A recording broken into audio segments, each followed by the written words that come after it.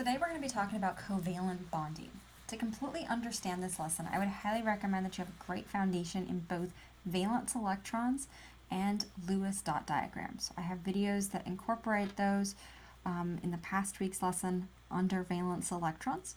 So go ahead and go back and watch that if you're a little unfamiliar with it, and then we'll jump into this lesson today about covalent bonding. So we'll start by looking at the word covalent. And we're going to break it into two parts. First, we've got the prefix co, C-O, and then we've got the last part, valent. So co, when it's in a word, often designates sharing or something that you are doing with someone else. So examples of this that you might have seen or heard before would be co-op, co-worker, or cooperative. So I often like to think of the co-op mode in gaming. Recently finished Luigi's Mansion 3 with my husband, and that has a co-op mode where I can play as Luigi and he can play as Gooigi. And so we're playing the same game at the same time with the same objectives, but we're working together to do that. Valent refers to our valence electrons. So let's review valence electrons first. So for my first question, I asked students that were in class to draw on the screen and indicate which ones were the valence electrons. So for right now, I will go ahead and circle those. So our valence electrons are going to be found in the outermost energy level.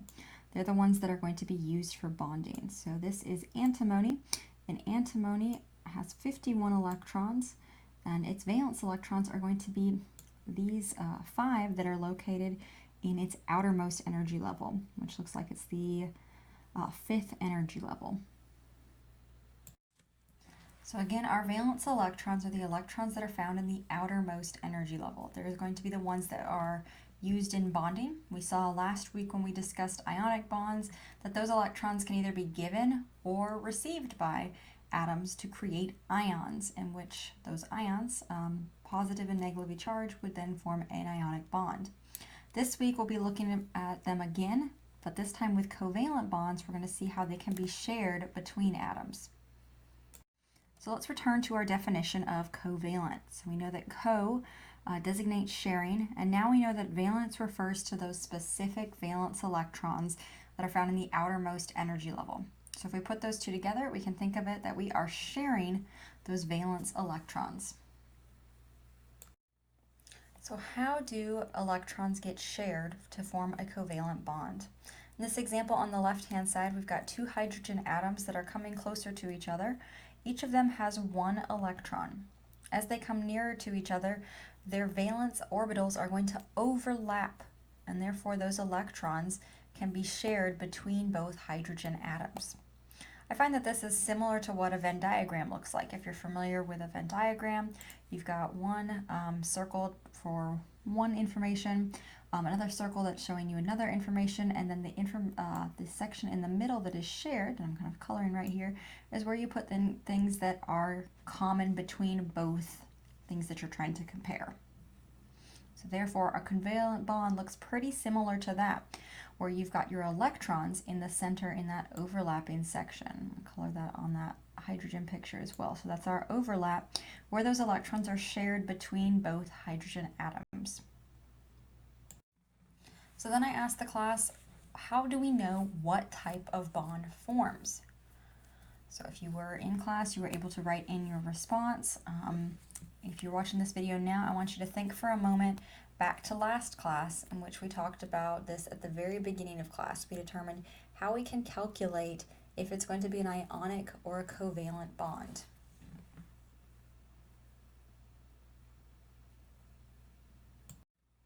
So to answer this question, I want to review electronegativity as well. We've talked about electronegativity for a few weeks now, and electronegativity is defined as how strongly atoms attract other electrons to themselves. So an atom already has its own electrons, but it also wants to, in many situations, gain more electrons to have a full valence shell. We know a full valence shell is 8 electrons, following the octet rule. So electronegativity is defined as how strongly does that atom want to attract the other electrons. We express this in a scale from 0 to 4, and fluorine has our highest electronegativity. So So in order to determine the type of bond that forms, we have to look up the electronegativity numbers of the atoms we're trying to bond together. So we then have to essentially see how badly does each of those atoms want to gain more electrons. After we've got our electronegativity values, we're going to subtract the smaller one from the larger one, and that gives us our difference of electronegativity. And we're going to use this chart here on the right to then determine what type of bond forms. So our leftmost column says delta En, and that stands for a change in electronegativity. So that's our difference in the electronegativity values from one atom to the other. And that's going to tell us whether or not it's a covalent or an ionic bond. So here we're going to look at an example, and it's carbon and oxygen. So we want to find the electronegativity difference between carbon and oxygen. So the first step is that we'll need to find those values. I've got a version of the periodic table that lists those electronegativity values. So we'll need to find carbon and oxygen. They're both pretty near to each other. Here's carbon, and here is oxygen. So oxygen's got a value of 3.5, and carbon's got a value of 2.5. So we're going to subtract those from each other, and that should give us an electronegativity difference of exactly 1.0. And this is what I just showed you on the last screen, that we found oxygen, we found carbon. We noticed their values were 3.5 and 2.5. Once we did the subtraction problem, we got a number 1. So now that we have our value of the change of electronegativity, we're going to look on this chart to figure out what type of bond that corresponds to. So our value again was 1. So we're going to find here on this chart where we have 1. And it looks like that's going to fall in here in this category where it says 0.5 to 1.7. So that's telling us that the bond between carbon and oxygen is going to be a polar covalent bond. All right, so we're going to take a closer look at covalent bonding, starting to draw some of these covalent bonding molecules and then naming them as well. So as we've said previously, our covalent bonding is going to involve our valence electrons. As two or more atoms come near each other, there's not going to be a large enough electronegativity difference for one atom to pull another atom's electrons away. That's what happened when we had ionic bonding, which we looked at last week. So in those situations, the two atoms came near each other. One atom really wanted electrons, one didn't care so much, and so that one atom that really wanted electrons would take some from the other atom. Instead, in this situation, they both want electrons, maybe not at quite the same electronegativity values, but near enough to the point that now they're not going to be able to take electrons from another. Instead, they're going to share those electrons as their orbitals are going to overlap there in the center. So now we're going to practice drawing some of our covalent molecules. We're going to be relying upon our Lewis dot diagrams that we drew a few weeks ago as we do this. So before we start drawing, we want to review the steps to draw these covalent molecules. So first, we're going to determine the total number of valence electrons of all the atoms involved. I often write a chart on my paper to help me show this because I want to keep track of this throughout the entire problem.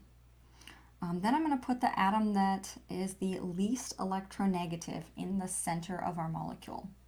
So to find our least electronegative, if we think back to our periodic trends, that was the week before fall break, we're going to look for one that is most to the left on the periodic table and furthest down the periodic table. We're not going to put hydrogen in the center though. We're also not going to put our halogens in the center. After we've got kind of the basic outline of our molecule, or what we think it's going to look like, we're next going to draw our lone pairs around the atoms. And these are going to be based on the Lewis dot diagrams that we used a few weeks ago. Then we're going to connect our atoms with single bonds first.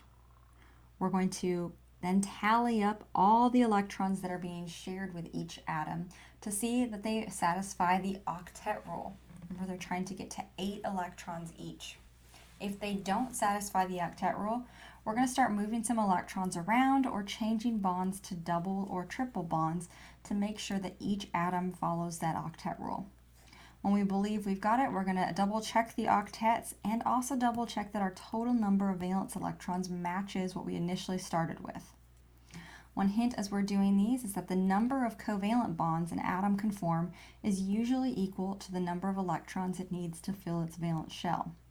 So for example, carbon, and I'll go ahead and write carbon here. Carbon has 4 valence electrons, and for a Lewis dot diagram, we indicate this with 4 dots around it. So it has 4 electrons, it's trying to get to 8, so it needs 4 more electrons. So carbon is going to be able to then form the number of bonds equal to that. So if it needs 4 electrons, it can form 4 bonds.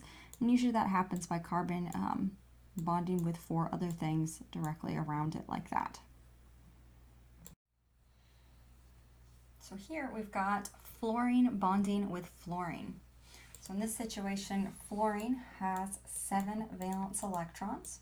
And then we've got another fluorine that has another 7 valence electrons. So fluorine together should have 14 valence electrons when it bonds with itself. So we start by drawing each of the fluorines with their 7 valence electrons around them. As they come nearer to each other, those 2 valence electrons in the center we can see are going to form a bond instead. So that bond, that line indicates that there are 2 electrons as part of that bond. One's from one fluorine and one's from the other. We'll want to see that they are both following the octet rule. And so to follow that, we need to calculate the total number of electrons that each atom can use, including the shared electrons. So if we look at the one on the left, it's got 6 electrons that belong solely to itself. And then it's got 2 electrons in the middle from a bond that it can use. So the fluorine on the left does have 8. The fluorine on the right also has 8 because it has 6 electrons in the middle, or 6 electrons that are purely itself, and 2 in the middle, so also 8. So even though both fluorines are using those in their count, it's okay because this is a covalent bond and they're sharing those. We also then need to make sure that we have a total of 14, that we haven't gained or lost any when we created bonds.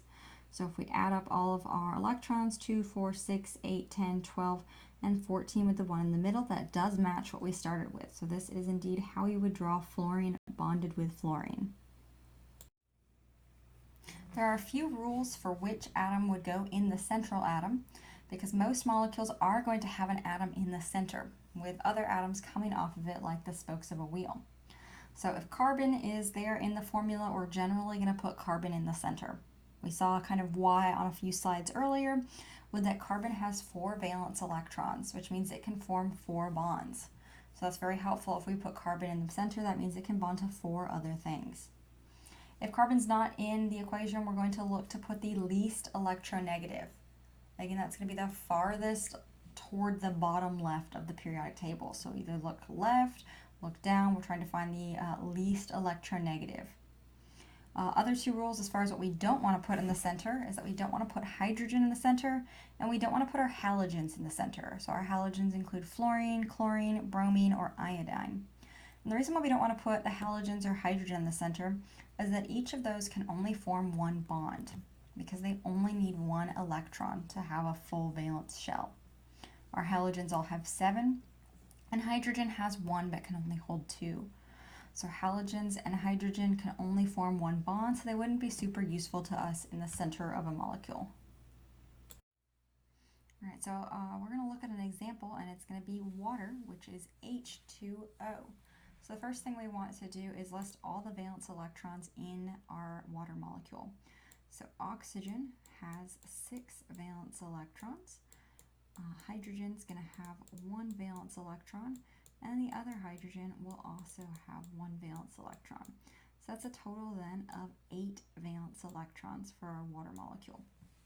If you're confused on where I got that, I would encourage you to go back to the lesson for valence electrons and review the information in there.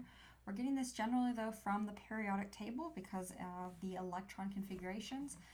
We can just simply look at which group an atom is in and therefore know, based on its position on the periodic table, how many electrons that it has in its outermost shell. So if you are lost on that part, go back and review the lesson on valence electrons before moving forward.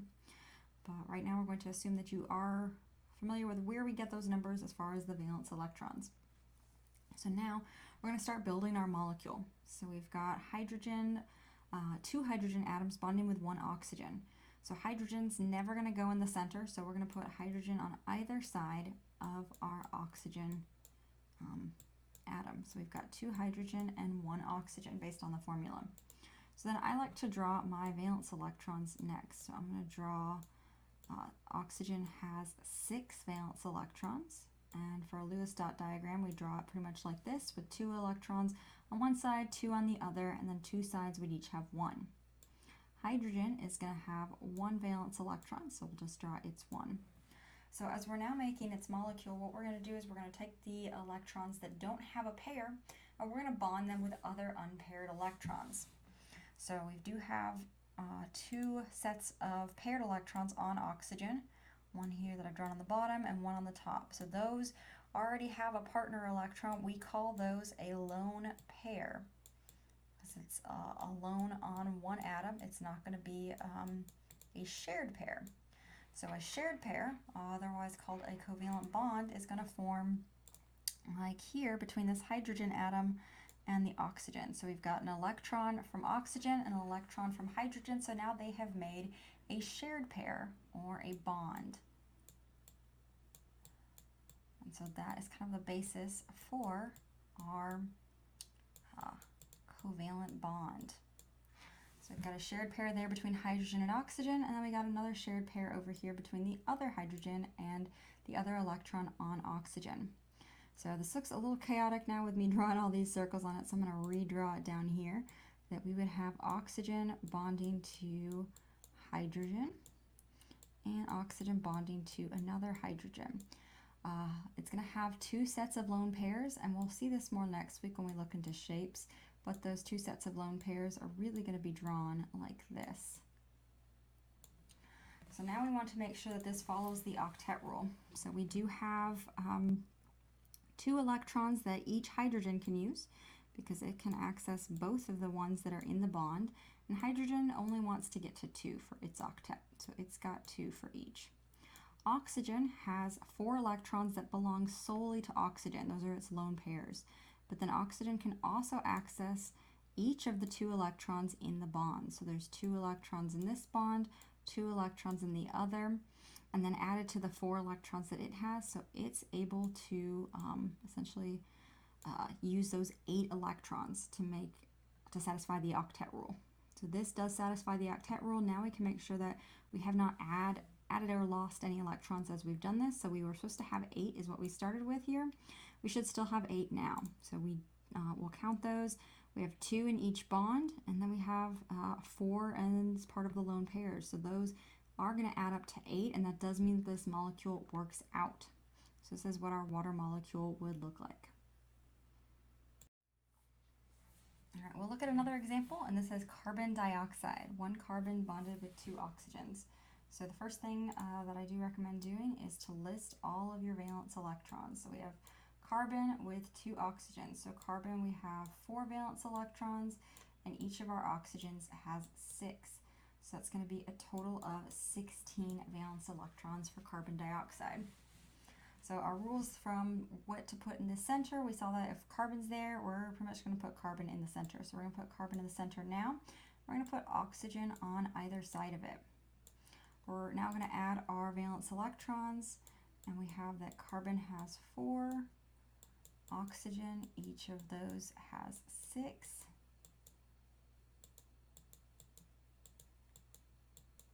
And now we're going to start making some bonds. So we see that there are a section here with oxygen and carbon. We've got an electron from each, and we're going to go ahead and draw a bond through that. And we'll draw a bond on the other side from that carbon to the other oxygen. And now we're going to check our octet rule. So we're going to count how many electrons that each can use. So oxygen over here's got 1, 2, 3, 4, 5 that are on itself only, and then it can access the 2 from this bond. So 5 and 2 is 7. Let's check if the other oxygen's the same. So we've got 5 electrons that oxygen has by itself, plus the 2 in the bond. So 5 and 2 is 7. Now let's look at the carbon. So carbon can access both of these bonds, and we said that each bond has 2 electrons, and then carbon's got 2 on itself, so carbon has 6. So none of these are following the octet rule. So this is not going to work out. So we need to modify this even further. So what we're going to do here is we're going to form double bonds between carbon and oxygen instead, because carbon has more electrons on it that are unpaired, and oxygen also has 1 unpaired electron. So we're going to essentially move this electron over here, and we're going to put it over there. Same thing, we're going to take this electron that's on the top of carbon and move it to this right side, and then we're going to form another bond between carbon and oxygen. We're going to do the same thing over here. We're going to move that 1 electron that's an unpaired electron and stick it on this side. And same thing with carbon's bottom electron, move it up here as well and make another double bond. So now we have 2 double bonds between each of the oxygens and carbon. And so now let's count to see if we're satisfying the octet rule now. So oxygen over here now it really has 4 that are in bonds, because our double bond has essentially 2 single bonds, so it's got a total of 4 electrons in that double bond, each of those. And then oxygen also has 4 as part of its lone pairs. So oxygen does have enough to satisfy the octet rule, 8. Same with this other oxygen, it's got 4 that are bonded and 4 in lone pairs, so it's also satisfying the octet rule. And now we'll look at carbon. So carbon no longer has any electrons that belong purely to carbon. Instead, all of its electrons are part of bonded pairs. So it can use, though, all of those bonded pair electrons. So there's 4 on one side, 4 on the other, that makes 8. So this does satisfy the octet rule. The last thing we need to check is that we didn't add or gain any electrons. Even though we might have moved them around as we made bonds, we want to make sure that we still started with 16 and that we end with 16. So we're going to go ahead and count these. Looks like we do have those 4 that are on oxygen, another 4 that are on the other oxygen, so that's 8. And then we have 4 in each bond, so that's another 8. So 8 plus 8 is 16. So this does match the octet rule, that we do have 16 electrons like we started with. All right, for our next example, we'll look at carbon bonded with 4 fluorines. It's going to be carbon tetrafluoride. So carbon, as we said before, has 4 valence electrons, and then each of our fluorines is going to have 7. So 4 fluorines at 7 would make 28, plus the 4 from carbon should make then a total of 32 valence electrons. So that's a chunk. So we're going to put carbon in the center, pretty much because we want to put carbon in the center as it can form up to 4 bonds. We're going to stick fluorine on each side of it, like spokes of a wheel. And then we're going to add our valence electrons. So we said fluorine has 7, so we're going to have 3 sides that each have 2 and 1 that has just 1. We'll do that for all of our fluorines. It has 7 electrons in its valence. It's 1 away from a full valence shell. And now we're going to add 4 for carbon. I'm actually going to put these in a different color just because it's getting a little difficult to show. So I'm adding 4 electrons for carbon. And you can kind of see what's about to happen here is that the electrons from carbon are going to bond with the electrons from fluorine in a covalent bond. And we're just going to draw a bond to connect those two. And now if we look at each individual fluorine, it had 6 as part of the electrons bonded just to fluorine. That's 3 lone pairs. So each one has 2, so 3 times 2 is 6. Plus it's got the 2 that are in the bonded pair to carbon. So that means that each fluorine is now satisfying the octet rule. Due to that sharing with carbon, it now has 8 electrons. Carbon no longer has any electrons that belong purely to carbon. All of its electrons are now bonded pairs, but it's got 4 bonded pairs. So if we look at all the electrons that are involved in bonding, it's 2, 4, 6, 8. So carbon also is satisfying the octet rule. We need to go back and check that we have 32 electrons, so we can count those. We've got 6 per each fluorine, so 6 per each fluorine. There's 4 fluorines, is 24. And then we do have 8 that are part of our bonded electrons. So 24 lone electrons and 8 that are bonded. So that is going to add up to 32. So this does work out as well in that each atom follows the octet rule, and there are a total of 32 electrons. So that's what our carbon tetrafluoride would look like, is one carbon in the center bonded with single bonds to a fluoride each. All right, we will look at one more example, nitrogen bonded with 3 hydrogens. So we've got one nitrogen, and that's going to have 5 valence electrons. And then hydrogen, each of those has 1, and we have 3 hydrogen atoms. So that's going to be a total of 5 plus 1 plus 1 plus 1 makes 8 valence electrons. So we're going to go ahead and start drawing this. We're going to put nitrogen in the middle because we know we can't put hydrogen in the middle. And then we're going to add some hydrogens around it. For our valence electrons, we know hydrogen only has 1 each. And then nitrogen is going to have 5. So we're going to draw nitrogen with its 5 valence electrons. And now we're going to draw our bonds between nitrogen and hydrogen. You can see that nitrogen has 1 electron each to give with a hydrogen electron to make a single bond. So let's go ahead and see if this is going to work out with the octet rule. Remember, hydrogen's only trying to get to 2. It's kind of one of the exceptions there. It can only hold 2 as a full, full valence shell for hydrogen. So each of those does have access to 2 electrons through the shared pair, the bond. And then nitrogen wants to get to 8.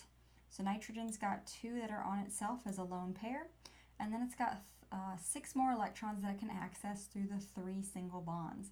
So nitrogen is also feeling an effective 8 electrons that it can borrow from. So this does satisfy the octet rule. We need to make sure that we didn't add or lose any electrons as we made those bonds. So we'll need to go back to our drawing here. And we did start with 8, and it looks like that we still have 8 because we've got 2 in each of the bonds plus the 2 on nitrogen. So that does work out that we did end with 8 and started with 8. So this is what nitrogen bonded to 3 hydrogens would look like.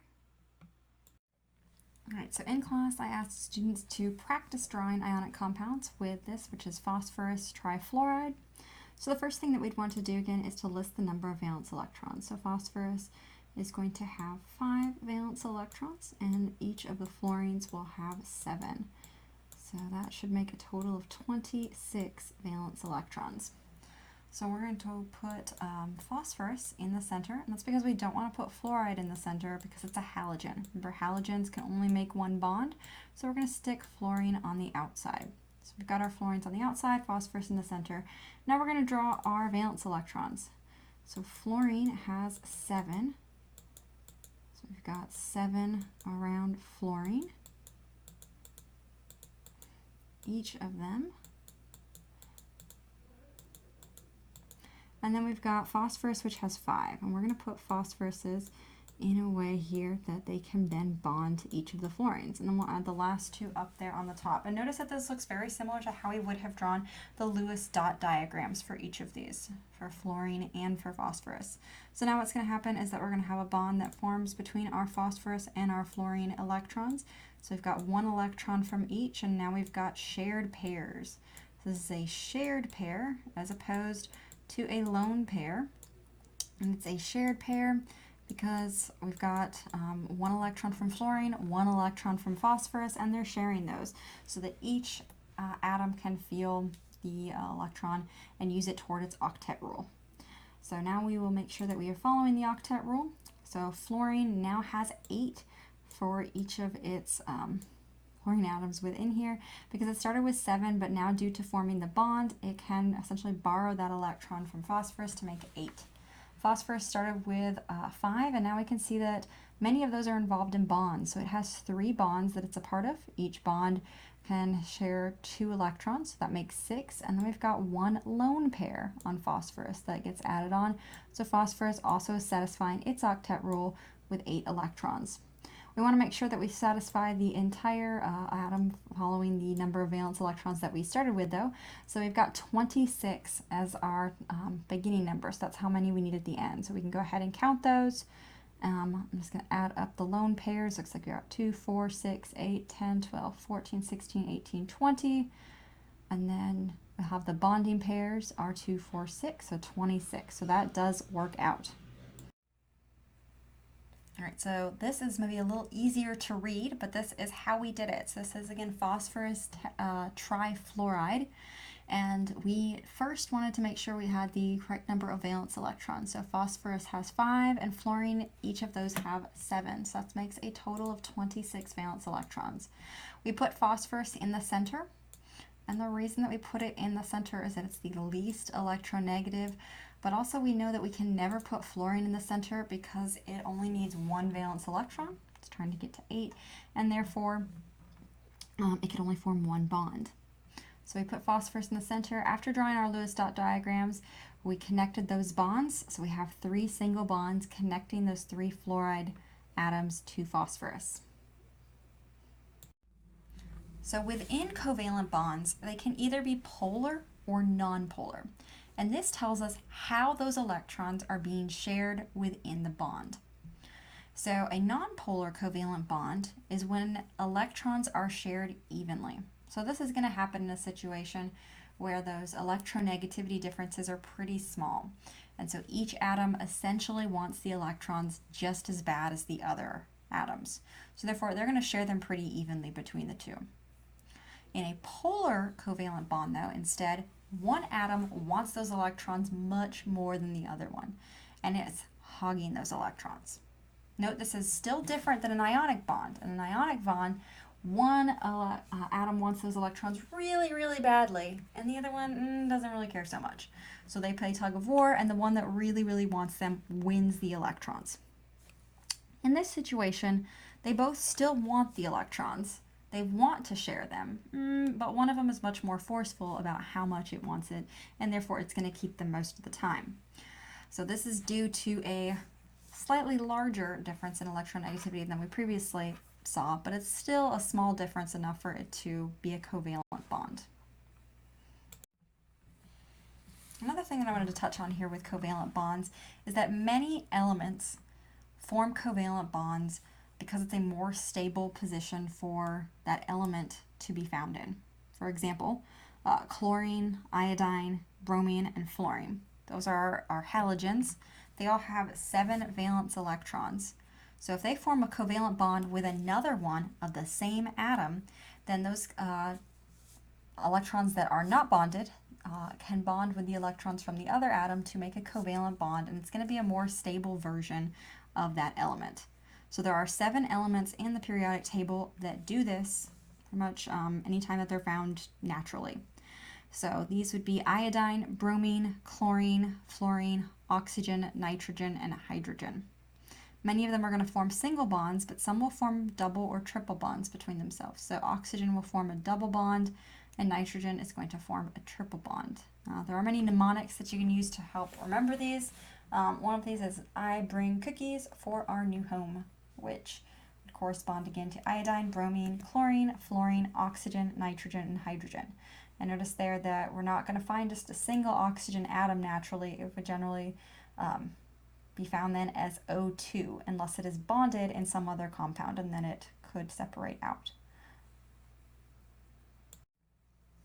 So as we did some of our drawing examples, we saw that bonds don't have to be just single bonds. They can also be double or even triple bonds. So a single bond would happen between 2 atoms in which each of them is sharing 1 electron. But a double bond would be 2 atoms sharing a total of 4 electrons, and a triple bond is going to be 2 atoms sharing 6 electrons. So the more that our bond improves in strength, as far as from a single to a double to a triple, the shorter that bond is going to correspondingly become. So that means that single bonds are our weakest bonds, but they're also the longest bonds. Meanwhile, triple bonds would be the strongest type of bond, but those are also the shortest. All right, so now we're going to switch gears. Rather from drawing our covalent molecules, we're going to name them. You'll see that many of these rules are similar to what we talked about with ionic compounds.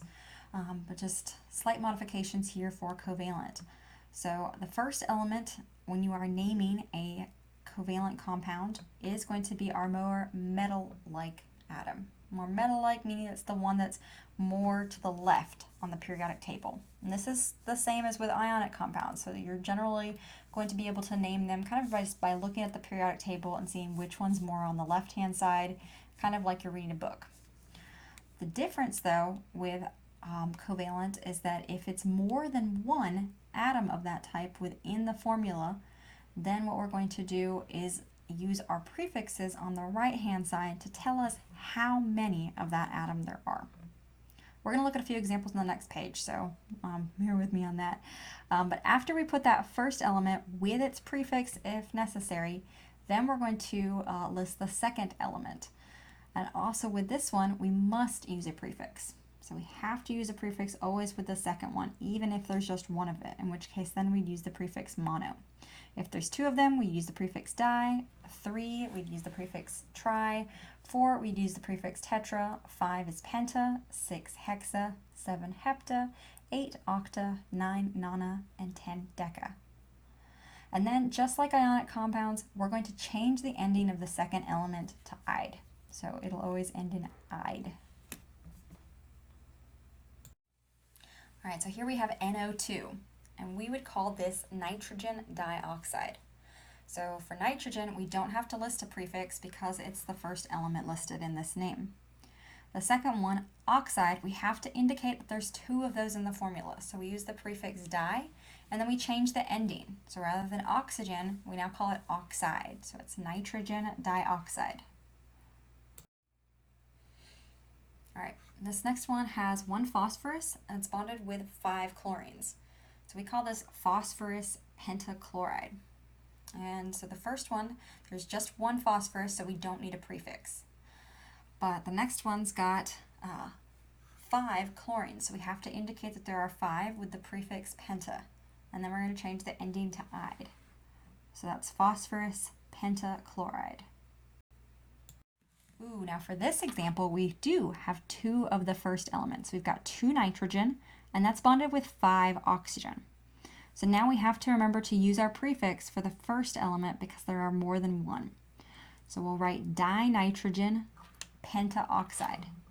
So we wrote dinitrogen because we needed 2 for nitrogen, and then pentaoxide, the penta corresponds to the prefix 5, which tells us there's 5 oxygen, and then we have to change the ending to IDE, ide. Dinitrogen pentaoxide. All right, for this last example, we've got 4 phosphorus, now bonded with 10 sulfur. So we have to indicate the number of phosphorus, so we're going to call it tetraphosphorus, with the prefix for 4 being tetra. And then we're going to use the prefix for 10 to indicate that there are 10 sulfurs, so we'll call that decasulfide after changing the ending to ide. Tetraphosphorus decasulfide. All right, so then we did a few examples with the class. So what is the name of CO2? And we would call this carbon. And then there are 2 oxygens, so we're going to use the prefix 2. We're going to say diox, and then we change that ending to ide, dioxide. All right, so what is the name of PBr3? The P stands for phosphorus. We don't need a prefix because it's the first one. So we would say phosphorus, and then we have to indicate the prefix here for bromine because there are 3 of them. So we'd use tri, and we'd say phosphorus tribromide, changing that ending to IDE, phosphorus tribromide. All right, so now we have 2 chlorines bonded with 7 oxygen. And we can look at that molecule down there on the left. A crazy looking molecule, almost looks like a spider to me. You've got 2 chlorines, each of them being bonded to 3 oxygens with double bonds. And then the chlorines are bonded to each other via another oxygen. So we would call this dichlorine heptaoxide. I'm not going to write that as it took a long time. So dichlorine heptaoxide. Hepta being for the 7 oxygen and dichloride for the 2 chlorines.